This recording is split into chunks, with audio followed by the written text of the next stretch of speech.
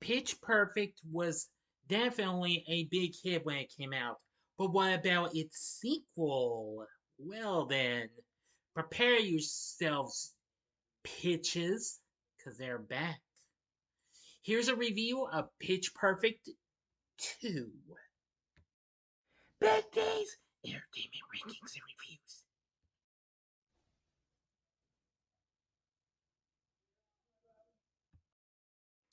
So, greetings, my fellow YouTubers, and welcome to Big D's Entertainment Rankings and Reviews.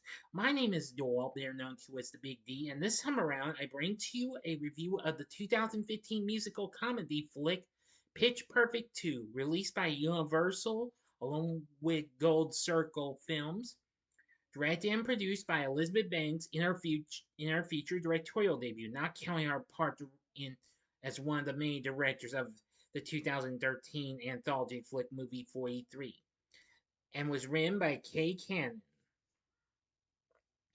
Now, this is, of course, the sequel to the 2012 film and centers on the fictional Barring University Bellas, an all female a cappella singing group who try to be out a competing well, competing.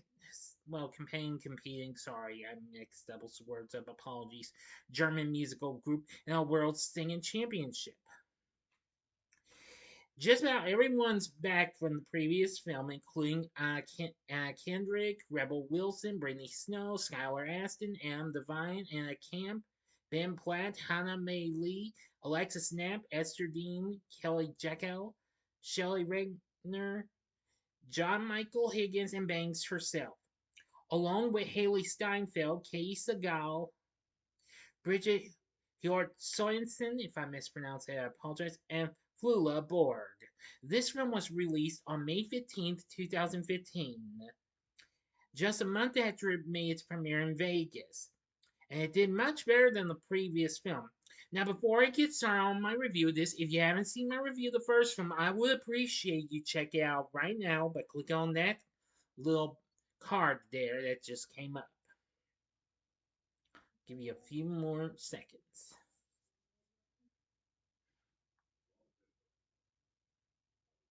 Okay, now on with the review. And we get into the story days. In 2015, 3 years after winning their first championship, the Barton Bellas are now led by senior Becca Mitchell and three-time super senior Chloe Beale.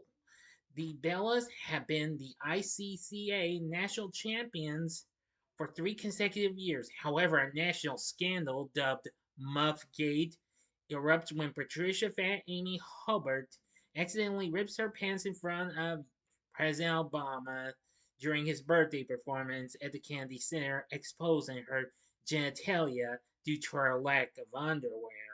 The incident leads to the Bellas' suspension from the ICCAs.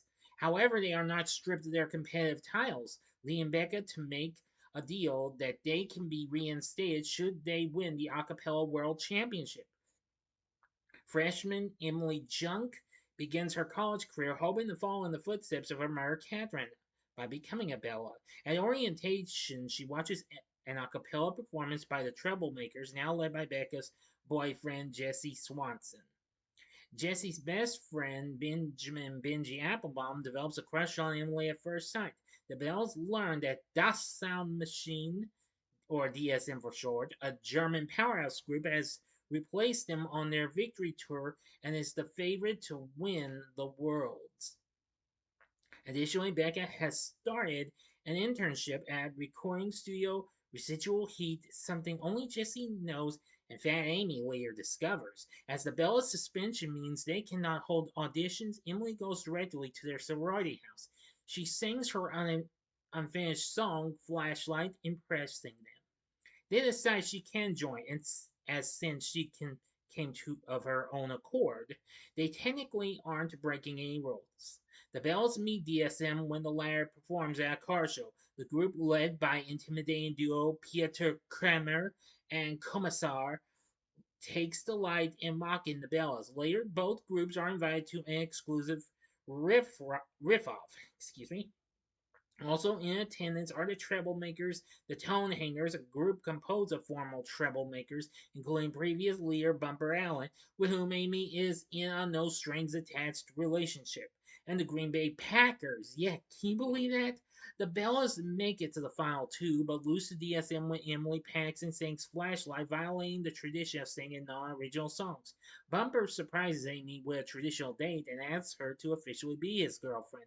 She refuses, leaving him devastated. In a practice performance for the Worlds, the Bells' planned set ends in disaster when their incorporation of pyrotechnics sets Cynthia Rose's hair on fire. In order to rediscover their roots and synchronicity, Chloe takes them to a retreat led by former Bella Aubrey Posen. The truth about Becca's internship comes out, and she starts a heated debate with Chloe over her obsession with the group and accuses the Arabellas of not thinking about their futures. She angrily storms off, only to step into one of the camp's hidden bear traps, and panically apologizes for her harsh words before being saved by Lily. Later, the Bellas accept that they must go their separate ways after graduation and regain harmony by singing Cups, the song that Becca used to audition for the group. Now, for the ending, you know the procedure. 5 seconds to sub this video. Go to the description box below. Fast forward to the time below. As I'm now counting down, if you've seen the movie already, please continue. Okay, you've been warned. Amy realizes she regrets ending things with Bumper, and the two reconcile the next day. Meanwhile, Becca's boss at her internship has been unimpressed with everything she has presented to him so far, so Becca offers to help Emily produce Flashlight at the studio to demonstrate her true abilities. When they show him the demo, he expresses envy for the talent and says he looks forward to working with them. The senior Bellas graduate, and the group heads to Copenhagen for the World Finals. Before their performance, Emily and Benji share a kiss, and the Bellas deliver a stellar stripped down performance, ending in a harmonized version of Flashlight, with Aubrey, Catherine, and other past Bellas joining in.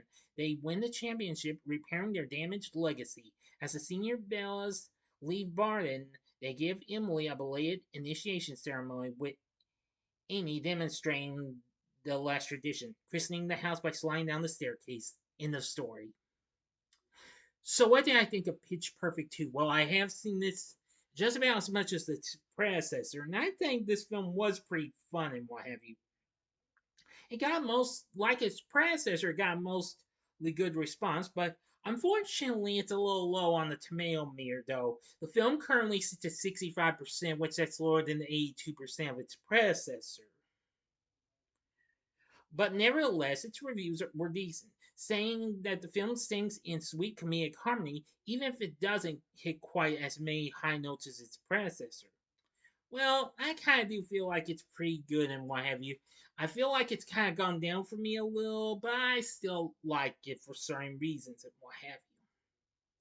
The Hollywood Reporter said that reprising the kind of musical performances, campus hijinks, stinging humor, and sassy sisterhood put in place by its eminently likable predecessor, the film remixes the elements and comes up with something even slicker and sharper. Variety called in a brilliantly entertaining, arguably superior sequel to its predecessor, and added that Kay Cannon's script is even lighter on narrative than its predecessor, but fills in a resulting void with a concentrated supply of riotous gags and a renewed emphasis on the virtues of female collaboration and independence. Peter Travers gave a good review, welcoming the addition of Steinfeld, one of her earlier performances after she had recently made a breakthrough in the remake of True Grit.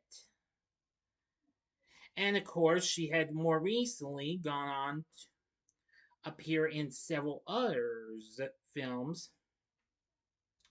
But of course, even before this,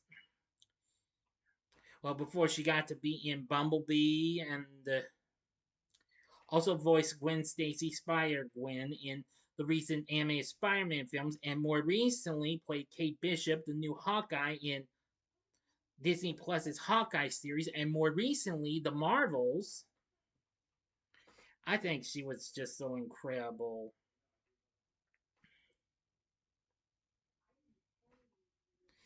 Anyway, he reserved his highest praise for Elizabeth Banks for both her acting and her feature debut as a director, praising her for bringing Fizz to the tiredest cliches and revealing in a screen full of musical girl power.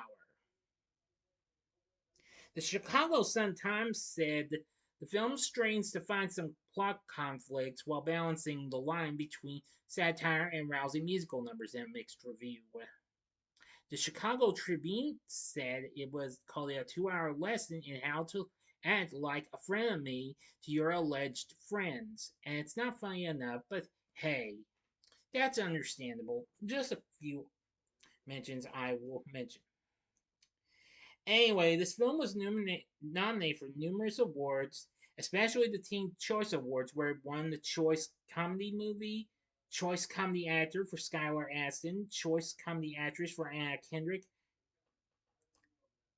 chemistry in a movie between Kendrick and Snow, and Kendrick also won Choice Hissy Fit.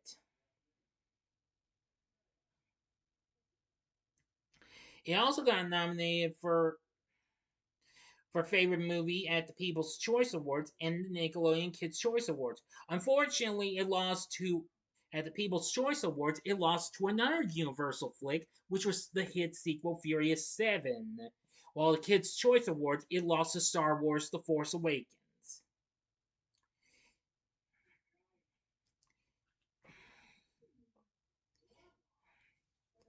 It also got nominated at the Movie Awards, where Rebel Wilson and Adam DeVine won Best Kiss and also Best Ensemble Cast.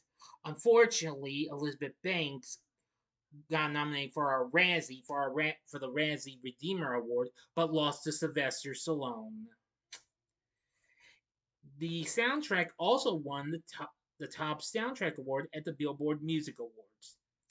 Anyway, Pitch Perfect 2 was absolutely fun nonetheless. It's kind of gone down for me a little bit. Like it, but I don't. But I'm not hating on this movie. No, no, no. I like this film. Now, then let me see here. Now, unlike the first film, this time they had Mark Mersbaugh of Devo fame doing the score. And he did an exceptionally good job for this. Anyway, this film surpassed its predecessor and School of Rock to become the the highest grossing music comedy film to date, going on to make 287 million worldwide. And I must say it did an exceptionally good job and it was fun, as I've said before. 2 years later, there would be a sequel to this. Now, for our cast, I like them all. Anna Kendrick, once again, good as Becca. Rebel Wilson, Fat Amy, definitely. Hailee Steinfeld makes an exceptionally good job in playing Emily Junk. She's very good. Brittany Snow once again plays Chloe. Good. Skylar Astin as Jessie. Good. Am Devine appears as Bumper. Still funny. Katey Sagal played Catherine, Emily's mother and former Bella. Anna Kemp once again plays Aubrey. She was good. Alexa Snap once again plays Stacy. Hannah May Lee once again plays Lily. Ben Platt once again plays Benji. Good. They're all good. Esther Dean as Cynthia Rose. And yeah, there's so many others. Now, as for the Sound Machine members, Bridget Hort Sorensen played Commissar. Very, that's really something. And Flula Borg played Piotr Kramer, second in command. Yeah, really something, what have you. And John Michael Higgins and Elizabeth Banks once again returns John Smith and Gail Abernathy McCaden Feinberger. That's a long name. Anyway, yeah. We also have Keegan Michael Key appearing as Sammy Becca's boss at Residual Heat. Yeah, someone actually did praise his performance. He wasn't too bad. Anyway, Pitch Perfect 2, it's a good sequel. Would I recommend it though? I'd say yeah, sure, go ahead. If you like the first film, you may like it. If you are a hardcore completionist, I would still say go ahead. But I'd say a one time watch though, if you are a hardcore completionist. So anyway, Pitch Perfect 2, I definitely think you should check out. What did you think of Pitch Perfect 2? Let me know in the comment section below. If you like the video, click the like button, subscribe, and be a part of the Big D Nation. And join me next time when I bring to you a review of Pitch Perfect 3. So if you liked this video, check out my reviews for these two other films that would kind of like be precursors to Pitch Perfect, only it involves cheerleading. In the upper left hand corner is my review of the 2000 cult hit Bring It On. The upper right hand corner is my review of, well, I would do the same, but I decided the heck with it. I'd go with the third film in that franchise, Bring It On All or Nothing, which that was pretty good. Or if you'd like some more Hailee Steinfeld, go to the bottom left hand corner and see my review of Bumblebee. And the bottom right hand corner is the button you can click to subscribe. If you like rankings and reviews on movies, TV, music, video games, etc., then I'm your guy. Thank you for watching. Until next time, I'm the Big D saying, see ya.